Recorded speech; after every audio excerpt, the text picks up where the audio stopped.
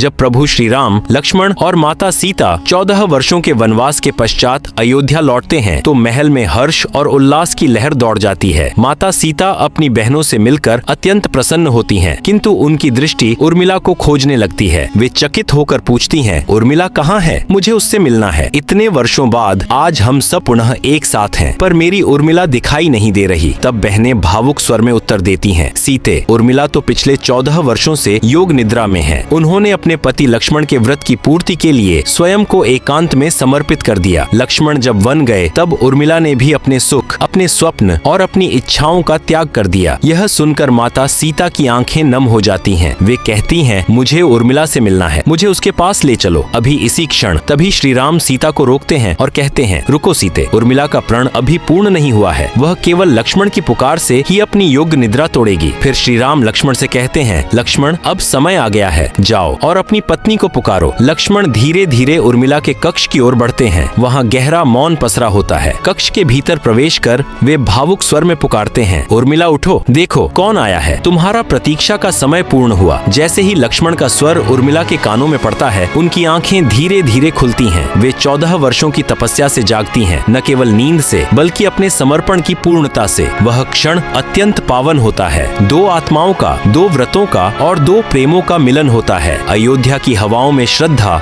और प्रेम का संगीत गूंज उठता है। भगवान श्री राम के सच्चे भक्त कमेंट में जय श्री राम जरूर लिखें।